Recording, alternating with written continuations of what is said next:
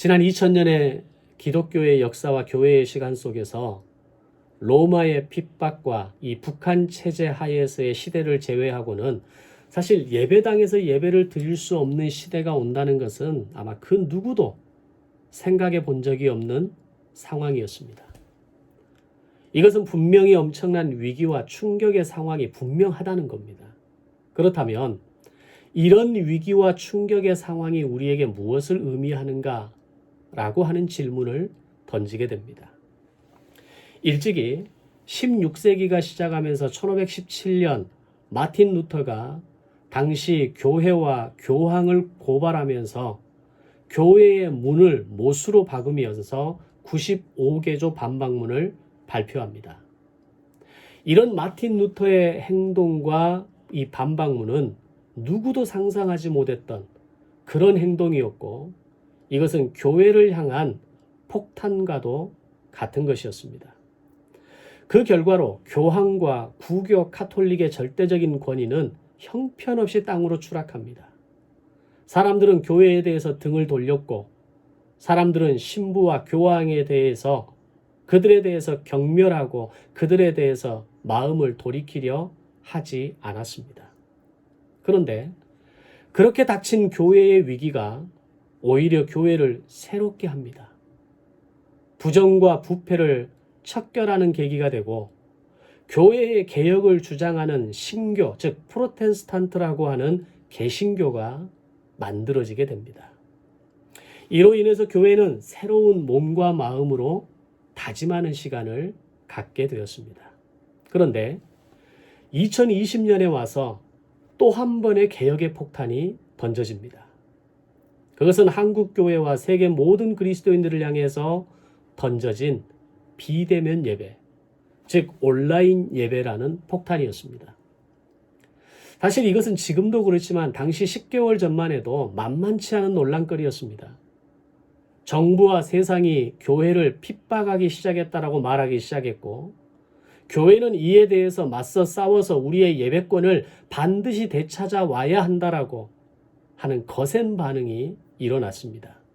이런 상황에서 정광훈 씨와 같은 극우 보수 기독교가 드러나는 계기도 되어집니다. 지금도 많은 교회들이 비대면 예배, 온라인 예배에 대해서 이제는 긍정적인 태도와 협력자의 모습을 가지고 있는 교회들이 많아졌습니다. 또한 정부와 국가 정책에 대해서 협조하는 그런 교회와 성도들의 모습이 많아졌습니다. 그럼에도 불구하고 여전히 이 부분에 대해 불만이 있는 사람들도 많습니다. 어쨌든 분명한 것은 이 코로나로 인한 이 비대면 예배, 즉 팬데믹 상황에서 교회에서 모일 수 없다라고 하는 것은 교회를 향한 엄청난 도전이었고 폭탄이 던져진 것과 같은 것이라는 겁니다. 그러나 코로나 시대가 더 심화되고 어려운 상황이 되면서 어느 순간부터 이런 생각을 하기 시작합니다. 어쩌면 이것은 오늘 교회를 향한 하나님이 우리에게 주신 기회일 수도 있다라고 하는 것입니다. 마치 500년 전 마틴 루터가 종교개혁을 하면서 그 당시에 교회를 향한 폭탄을 던졌고 엄청난 도전을 했는데, 오히려 그것이 기폭제가 되어져서 교회가 개혁을 이야기하고 교회의 본질과 모습으로 되돌아가야 한다는 수많은 종교개혁가들이 그 뒤를 잇는 계기가 됩니다.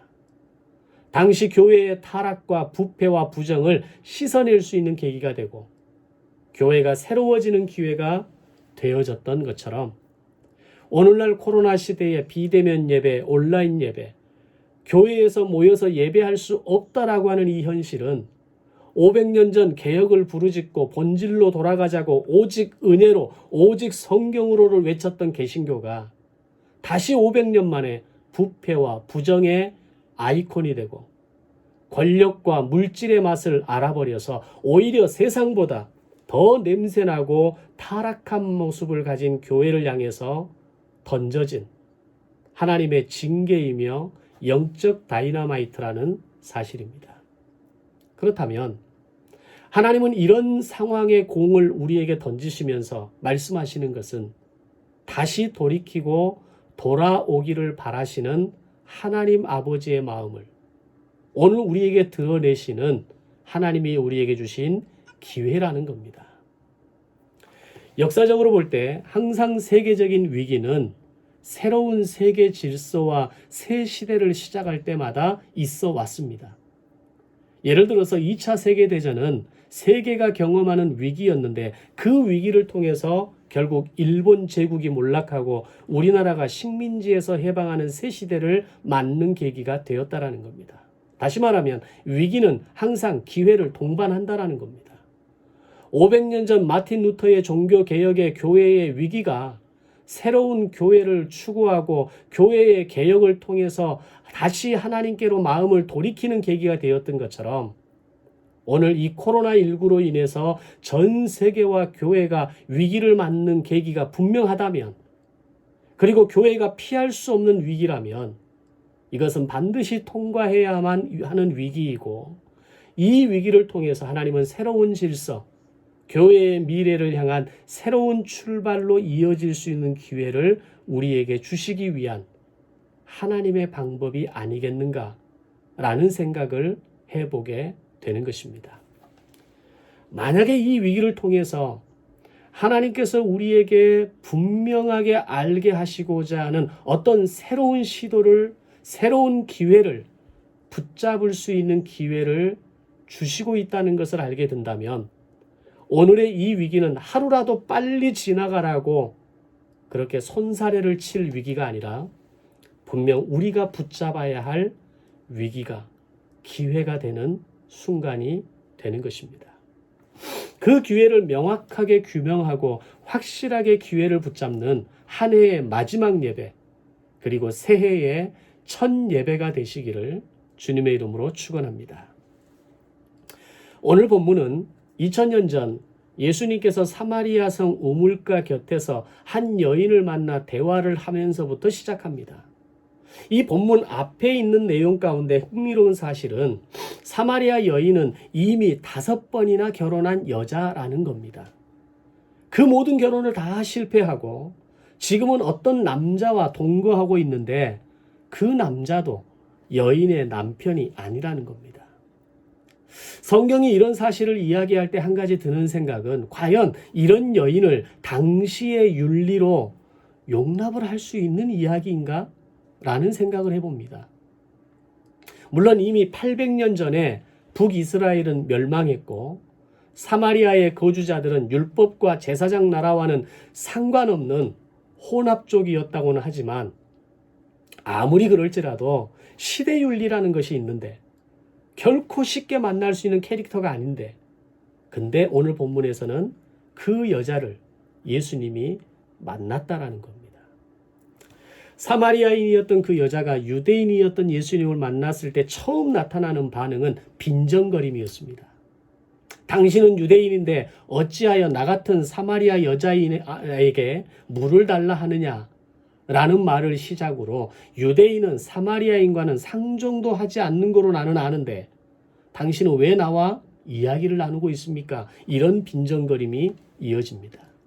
그런데 대화 중에 불현듯 사마리아 여인에게 드는 생각은 이분은 어쩌면 내가 생각하는 보통의 유대인과는 다른 사람이 아니겠는가라는 생각을 했던 것 같습니다. 그러면서 자신의 마음속에 품고 있던 어떤 질문을 예수님에게 털어놓습니다. 그 질문의 내용은 오늘 본문 19절 이하에 보면 우리 조상들은 오래전부터 사마리아에 있는 그리심산에서 예배드려야 한다고 하고 당신 유대인들은 예루살렘에서 예배드려야 한다고 하는데 도대체 어디서 예배드리는 것이 진짜입니까? 라는 질문이었습니다. 이 여인이 하고 많은 질문 중에서 이런 질문을 던진 이유가 무엇일까요? 그것은 자신에게 가장 중요한 주제였기 때문입니다. 예수님을 보니 결코 평범한 사람은 아닌 것 같고 여인의 표현으로 하자면 선지자 같았다라고 이야기합니다. 그러면 내가 가진 이 궁금증에 대해서, 내가 가진 이 질문에 대해서 분명히 이 사람은 분명한 답을 줄 수 있는 사람이라고 생각을 했던 것 같습니다. 그만큼 이 여인은 갈급한 여인이었고 목마른 여인이었고 인생 그 자체가 복잡한 여인이었습니다.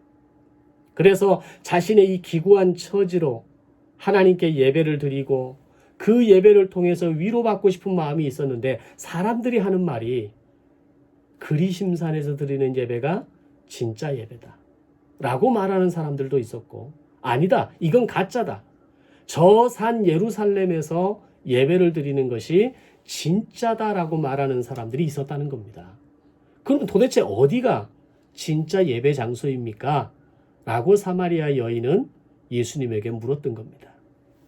그 질문을 받은 예수님은 이렇게 대답합니다. 21절에서 여자여 내 말을 믿으라 라고 말씀합니다. 이 말의 의미는, 자, 지금부터 내가 너에게, 당신에게 무슨 이야기를 하든지 내가 하는 이야기가 잘 이해가 안 되거나 당신이 그동안 알고 있었던 것과 다르거나 상식과 논리를 벗어나는 이야기를 할지라도 내 말을 그대로 믿으라는 이야기입니다. 그 말이 여자여 내 말을 믿으라고 하는 이 한 문장 안에 다 포함되어 있는 겁니다. 그리고 하시는 말씀이 이 산에서도 말고 저 산 예루살렘에서도 말고 너희가 아버지께 예배 드릴 때가 이르리라 라고 말씀합니다. 즉 곧 그런 날이 오게 될 것이라고 말씀합니다. 여인의 궁금증은 이 산입니까? 저 산입니까? 이 산 그리심산에서 드리는 예배가 진짜입니까? 아니면 저 산 예루살렘에서 드리는 예배가 진짜입니까? 고민할 때 예수님의 말씀은 그 어떤 정해진 장소가 아닌 그곳에서 드리는 예배가 진짜 예배가 아니라 아버지에게 드리는 진짜 예배가 있는데 지금까지 너희들은 그런 예배가 한 번도 드린 적이 없었는데 이제서야 너희가 그런 예배, 아버지가 받으실 만한 예배를 드릴 때가 이르게 되었다라고 말씀하고 있는 겁니다. 그리고 그 아버지께 드리는 예배는 어떤 예배인가 하면은 바로 영과 진리로 예배하는 것이고 지금이 바로 그때라는 겁니다. 아버지는 이렇게 예배하는 자를 찾으신다고 말씀하십니다. 여인의 관심사는 어디서 예배를 드리느냐가 가장 큰 관심사였는데 예수님이 가장 중요하게 보신 것은 어떻게 예배하는 것이 가장 중요한가를 말씀하고 있었다라는 겁니다. 따라서 공간이 여기냐 저기냐를 가지고 이야기하는 사마리아 여인에게 하나님이 원하시는 예배는 영과 진리로 예배하는 자를 찾으시고 그 예배를 받으신다라는 것을 깨닫게 해주셨던 겁니다. 왜 예배하는 자들이 이 산에서도 저 산 예루살렘에서도 말고 영과 진리로 예배드려야 하는가에 대한 가장 중요한 이유는 바로 하나님이 영이시기 때문입니다. 하나님이 영이시기 때문에 오늘 우리가 예배를 드릴 때 하나님이 받으시는 예배는 영과 진리로 예배할 때 하나님은 그 예배를 받으신다는 겁니다. 그분은 어느 특정 공간에 갇혀 계시는 하나님이 아니시기에 우리가 주일날 예배당을 찾아가야만 만날 수 있는 그런 분이 아니시기에 우리는 어디서든지 영과 진리로 예배할 수 있으며 그 예배를 통해 하나님께 영광을 올려드리고 우리는 하늘의 위로와 은혜를 그 예배를 통해서 받게 되는 겁니다. 따라서 영이신 하나님께 예배드리기 위해서는 그것이 교회당이나 회사의 사무실이나 클렉션 소리와 엔진 소리가 들리는 도로 위에서나 치열한 영업의 현장이나 온 가족이 편하게 머무는 거실이나 좁은 방 한 칸이라 할지라도 그곳이 어떤 곳이라도 바로 거기에서 영과 진리로 예배할 수 있어야 한다라는 것입니다. 따라서 코로나의 위기와 어려움을 통해 우리가 극복해야 할 사실은 주님은 예배당 안에서만 존재하는 하나님이 아니시기에 우리가 거하는 삶의 처소 어디에서나 거하시는 분이시기에 우리는 그곳에서 지금 여러분이 예배드리는 바로 그 자리에서 영과 진리로 하나님을 예배할 수 있어야 한다는 겁니다. 자, 이렇게 말씀드리면 이런 오해가 일어날 수 있습니다. 그렇다면 더 이상 우리는 현장 예배와 같이 주일날 교회에 함께 모여 예배드릴 필요가 없다는 말입니까? 정말 그래도 괜찮습니까? 그렇지 않습니다. 그것도 중요합니다. 왜냐하면 교회의 핵심 3요소가 첫 번째 캐리그마 말씀입니다. 그리고 두 번째 디아코니와 헌신과 봉사입니다. 그리고 세 번째 코이노니아 교제입니다. 즉 말씀과 헌신과 교제 이 세 가지의 삼각형의 구도가 완벽하게 만들어질 때 건강한 교회의 틀이 완성되기 때문입니다. 따라서 오늘날처럼 함께 모여 예배할 수 없는 위기의 시대에는 우리의 가정이 나의 골방이 예배 처소가 되어서 그곳에서 영이신 하나님 앞에 영과 진리로 예배하라는 겁니다. 그러나 코로나 이후에 함께 모여 예배할 수 있는 문이 열릴 때에는 모이기를 힘쓰며 함께 말씀을 공부하고 헌신하고 봉사하는 시간을 만들고 교제를 통해서 서로가 중보하고 마음을 만지고 위로하고 힘을 더해주는 교회의 요소는 가지고 있어야 한다는 겁니다. 그런데 코로나 이후에는 이 두 가지가 동시에 이루어진다는 겁니다. 이 두 가지의 모습이 병행되어져야 하는 시대가 바로 코로나 이후의 시대가 된다는 겁니다. 이것이 오프라인이든 온라인이든 그 어떤 상황에서도 우리가 할 수 있는 방법을 다 동원해서 영과 진리로 예배하라는 것입니다. 그런데 지난 3월 이후에 교회가 벗어나지 못하는 딜레마, 찾지 못한 해답은 이 산에서 드려야 합니까? 저 산에서 드려야 합니까? 이 질문에 대한 답을 아직까지 찾지 못한 교회가 많다라는 겁니다. 도대체 이 산에서 예배할 때 하나님이 받으십니까? 저 산에서 예배해도 괜찮습니까? 라고 하는 이 답을 10개월 동안도 찾지 못하고 여전히 이 2.5단계, 3단계에 준하는 2.5단계의 상황에서도 교회에서 지하실에서 그들의 공간에서 마치 그곳에만 하나님이 계신 것처럼 그들은 그렇게 헷갈리는 예배자의 모습을 가지고 있다는 겁니다. 그들을 탓하자는 것은 아닙니다. 그러나 적어도 오늘 이 코로나의 위기 속에서 하나님께서 우리에게 붙잡아야 할 것이 무엇인가를 지금 말씀하고 계시는데 그것을 놓치면 안 된다는 겁니다. 하나님의 관심은 이 산이냐 저 산이냐가 아니라 너희가 진짜 영과 진리로 예배하고 있느냐라는 겁니다. 골방에서 거실에서 예배할지라도 오늘 너희의 몸과 마음과 태도를 바르게 하고 전심으로 예배할 수 있느냐라는 겁니다. 오늘 내 상반신밖에 보이지 않는다 할지라도 내 전부가 정결하게 준비되어져 있고 내 몸과 마음이 하나님 앞에 나아갔을 때 영과 진리로 예배한다는 이 단어, 이 문장 앞에서 부끄럼 없는 예배를 드리고 있느냐라는 겁니다. 그런데 사마리아와 유대인에 대한 예수님의 평가는 너희가 지금까지 이렇게 예배 드린 적이 없었다라고 이야기합니다. 앞으로 너희가 드릴 예배는 바로 그런 예배가 될 것이라고 말씀합니다. 따라서 영이신 하나님께 예배드리기 위해서는 이 세상에 보이는 모든 걸 뛰어넘어서 보이지 않는 영혼을 다해서 진리로 예배 드려야 합니다. 여기서 진리라고 하는 단어는 원어에서는 진정성이라는 단어로 사용합니다. 영과 진정성, 온 중심을 다해서 시공을 초월하시는 영적인 하나님께 드리는 예배가 될 수 있어야 한다라고 말씀하는 겁니다. 바로 그 예배를 하나님은 받으시고 그 예배를 오늘 저와 여러분을 향해서 기대하신다라고 하는 사실입니다. 자, 이 요한복음 4장의 말씀을 누가 제대로 알아들었느냐 하면 바로 7 집사 가운데 한 사람이었던 스데반입니다. 스데반이 복음을 전하다가 성전 모독, 율법 모독의 이유로 고발을 당합니다.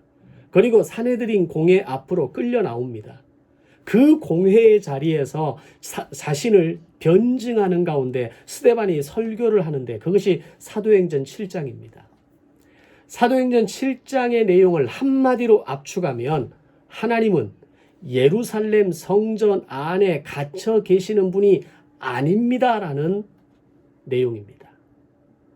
우리 조상 아브라함이 메소포타미아에 계실 때 하나님은 거기 계셨고, 우리 조상 요셉이 애굽에 팔려갈 때 하나님은 애굽에 계셨고, 우리 조상들이 출애굽에서 40년 광야 생활을 할 때 하나님은 우리 조상들과 함께 광야에 계셨던 하나님이심을 스데반 집사는 선포합니다.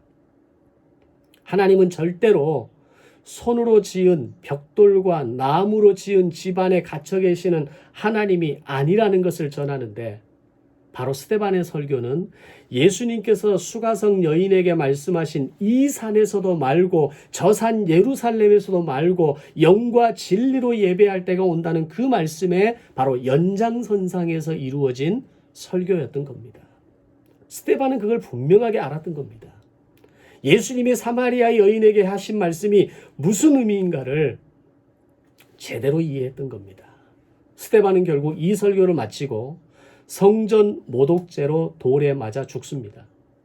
왜냐하면 당시 유대인들에게는 예루살렘 성전이 곧 하나님이었기 때문입니다. 근데 이게 얼마나 웃기냐면, 원래 예루살렘 성전을 건축한 사람은 솔로몬입니다. 근데 솔로몬이 그렇게 심혈을 기울여서 만들고 나서 그가 고백했던 게 뭐냐면, 자기가 만든 예루살렘 성전 안에만 하나님이 계신다고, 거기에 머무르신다고 생각하지 않았다라는 겁니다. 왜냐하면 하나님은 무소부재의 하나님이시기 때문에, 한없이 높은 하나님이시기 때문에 하나님이 어떻게 이 땅에, 이 하찮은 땅에 거하실 수 있겠습니까? 하늘의 하늘도 하나님을 온전히 모실 수 없는데 어떻게 내가 손으로 지은 이 성전에 하나님께서 거하시길 내가 바라겠습니까? 이게 열왕기상 8장 솔로몬의 성전 낙성식에서 솔로몬이 올렸던 기도의 고백입니다. 그러나 한 가지 바라는 것이 있다면, 이곳에서 내 백성이 하나님 아버지께 기도할 때 하나님께서 계시는 곳 그 하늘에서 들으시고 그 들으시는 대로 용서해 주옵소서. 이게 첫 번째 기도고요. 두 번째 기도는, 만약에 이방인이 찾아와서 기도할 때 그들의 기도를 들으시고 그들을 하나님의 백성으로 삼아 주십시오 라는 기도를 하게 됩니다. 즉 솔로몬에게 있어서 성전은 우리의 기도에 응답해 주시는 통로라고 생각하는 것이 전부였다는 겁니다. 하나님을 이 내가 만든 성전이라고 해서 이 성전 안에 가두어 놓는 것이 자기의 목적이 아니었다라는 겁니다.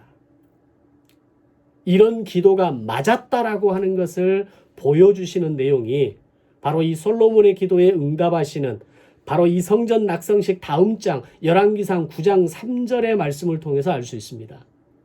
뭐라고 말씀하시냐면, 내가 거기에 내 이름과 내 마음과 내 눈길을 두겠노라 라고 말씀하십니다. 아멘. 내가 그 집에 들어가 살겠다라고 말씀하시는 게 아니라, 너희들과 소통하면서 너희들과 동행하면서 내 이름과 마음과 눈길을 거기에 두어서 너희가 나를 부를 때마다 내가 너희의 기도에 응답할 것이고, 너희가 나를 찾을 때마다 내가 너희에게 다가갈 것이다 라는 것을 말씀하신 겁니다. 얼마나 크고 웅장한 하나님의 말씀입니까? 하나님의 마음을 알아차린 솔로몬에게 엄청난 응답을 해 주신 겁니다. 하나님의 마음을 깨달은 솔로몬에게 엄청난 대답을 해 주셨던 겁니다. 내가 거기에 내 이름과 내 마음과 내 눈길을 두리라. 오늘 여러분의 예배 초소 가운데 하나님의 마음과 하나님의 이름과 하나님의 눈길이 함께하는 예배 초소가 되시기를 주님의 이름으로 축복합니다. 그런데 세월이 지나면서 예루살렘 성전이 하나님이 되어버리기 시작합니다. 성전 건축자마저도 하나님은 건축물과 돌 안에만 갇혀 계시는 분이 아니라고 말했는데, 유대인들이 이 생각을 벗어나지 못하는 겁니다. 이런 유대인들을 바라보면서 이후에 예레미야는 이렇게 말합니다. 예레미야 7장 4절에서 이것이 여호와의 성전이라, 이것이 여호와의 성전이라, 이 거짓말을 너희는 믿지 말라 라고 예레미야는 말씀합니다. 왜 예레미야가 그렇게 말했을까요? 영과 진리로 예배하지 않는 곳은 거룩을 잃어버린 곳이기 때문입니다. 그곳은 더 이상 거룩한 하나님의 집이 아니기 때문입니다. 오늘 우리가 예수 믿는 가정이라 할지라도, 예수님을 믿는 하나님의 자녀라고 아무리 이야기할지라도 영과 진리로 예배하지 않는 나의 마음이라면, 오늘 우리의 가정의 처소라면 우리는 거룩한 존재가 아닙니다. 우리 집은 거룩한 곳이 아닙니다. 냄새나고 더럽고 추악한 한 곳에 불과한 겁니다. 그럼에도 불구하고 유대인들이 끝까지 성전을 하나님으로 대체하려 할 때 어떤 일이 일어납니까? BC 586년 바벨론 침공으로 성전은 완전히 무너지게 됩니다. 그때 가서야 그들은 영으로 진리로 예배한다는 것이 무엇인지 그때야 깨닫습니다. 바벨론 포로 70년의 시간을 통해서, 이 교육의 70년을 통해서 그들은 철저하게 하나님 앞에 영과 진리로 예배한다는 것이 무엇인지, 제사장 나라를 세워가고 율법의 기준으로 산다는 것이 무엇인지를 70년의 고통과 아픔을 통해서 깨닫게 되는 겁니다. 이후 70년 포로가 끝나서 포로에서 돌아온 백성들이 스룹바벨을 중심으로 다시 성전을 짓기 시작했을 때 그들은 영과 진리로 예배하기 시작합니다.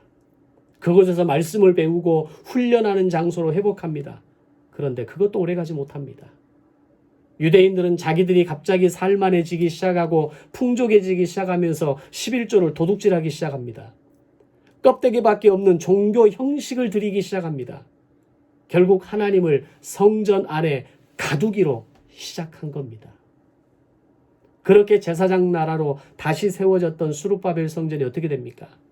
결국 헬라의 알렉산더 대왕 이후에 세워진 안티쿠스에 의해서 성전은 제우스 신전으로 바뀝니다.